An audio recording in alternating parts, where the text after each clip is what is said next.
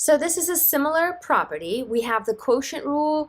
Log base A of m divided by n here is going to be equal to, now the difference between two logarithms, and this proof is going to be very similar to what we've already established.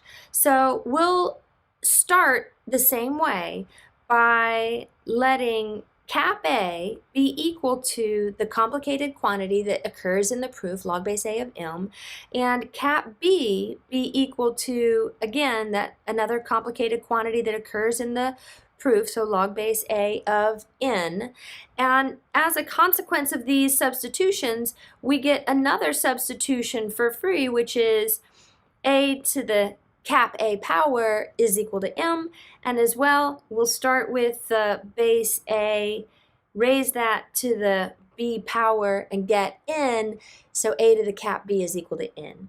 We go back to the beginning, and we're going to begin with the left-hand side of what is to be proved, and we're going to prove by deduction, taking smaller steps until we land on the right-hand side. Right? Land with what it is that we're trying to prove here on the right. So we'll start by saying cap m has a substitution that is a cap a, right? So this is going to be log base A of a raised to the cap a power. And then cap n is going to have a substitution of a to the cap b power. So we're going to replace cap n with a to the cap b. And then we'll say we have that property of exponents that tells us if I have two things that are being divided that have the same base, I can combine that using the same base A where I subtract their exponent. So this is the same thing as a raised to the a minus b inside the argument of the logarithm. And so let's wrap that around here to continue with our proof. So we're going to end up with now the same property that we had a moment ago. A raised to what power is going to be equal to a raised to the a minus b power? Well, that's going to be a minus b, right? A raised to the a minus b power is a raised to the a minus b power.